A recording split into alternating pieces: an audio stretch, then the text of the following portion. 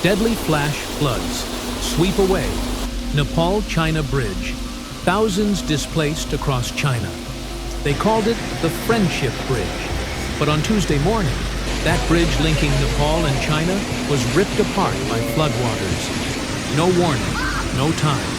Just a sudden, violent rush of water that tore through the Rasuwa border district, sweeping away everything in its path.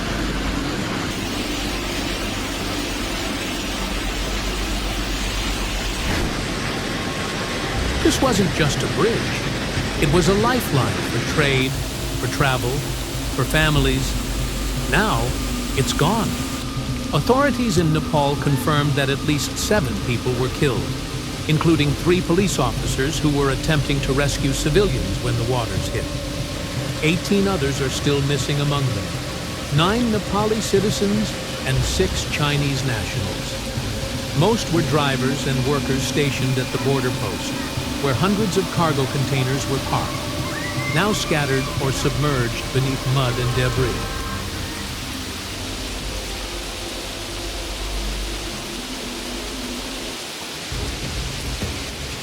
The disaster left the customs yard in ruins. Infrastructure was destroyed. Hydropower stations were knocked offline, plunging several areas into darkness. Nepal's army and police launched aerial rescues using military helicopters, saving 55 people, while the search for the missing continues against all odds. Nepal's Prime Minister K.P. Sharma Oli visited the site by helicopter and issued a somber statement. There are sad reports of deaths, and the flood has caused a huge loss to physical infrastructure. But as devastating as the loss is, many believe this was no random act of nature.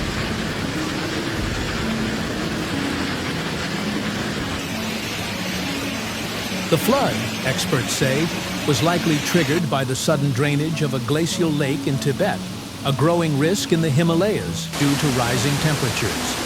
The International Center for Integrated Mountain Development confirmed early assessments linking the event to a glacial outburst, a disaster scientists have warned about for years.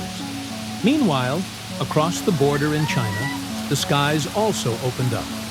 Torrential rains have pummeled vast swaths of the country over the past week, flooding cities, triggering landslides, and forcing thousands to flee their homes. From the mountains of Sichuan to the plains of Henan, entire communities are underwater.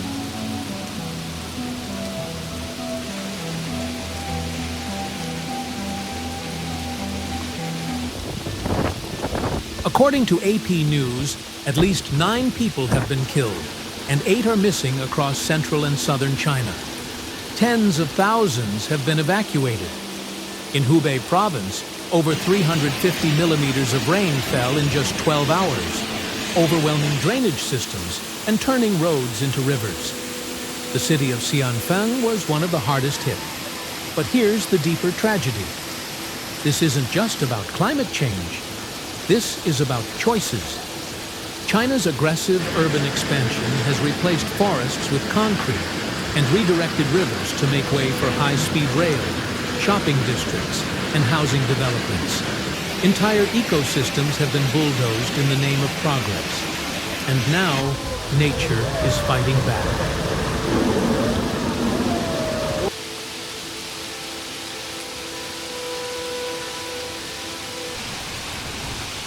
Environmental experts have long warned that China's rapid development has come at a steep price. Wetlands drained, trees cut, rivers choked by dams. The country's much-hyped Sponge City program, designed to absorb excess rainfall through green infrastructure, has only been partially implemented, mostly in major urban centers. Rural areas, meanwhile, remain defenseless. Even more troubling is the lack of transparency in the Chinese government's response.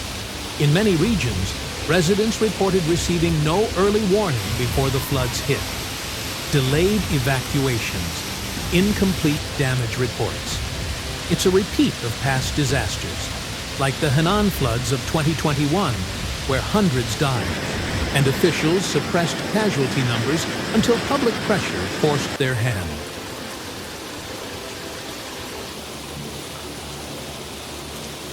One resident in Gwiju told Reuters the water came so fast.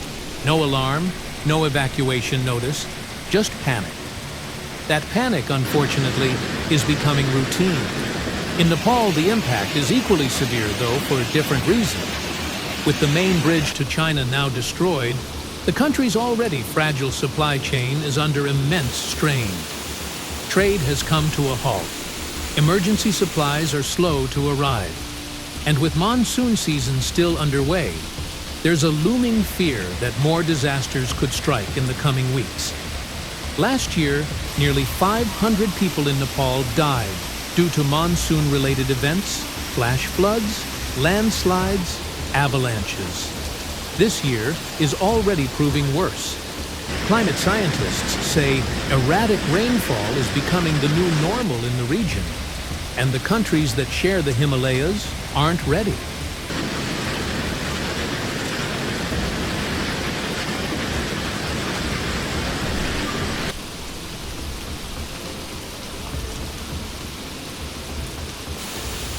What we're seeing isn't just a weather event. It's a collision between human negligence and natural consequence. And it's happening on both sides of the border. Nepal faces a future of unstable weather and uncertain infrastructure. China faces a reckoning for its environmental decisions. But both face the same question. How many more people must die before change becomes unavoidable? The images of washed-out bridges and submerged cities are powerful. But the story beneath them is even more urgent. It's a warning, not just from the skies, but from the earth itself.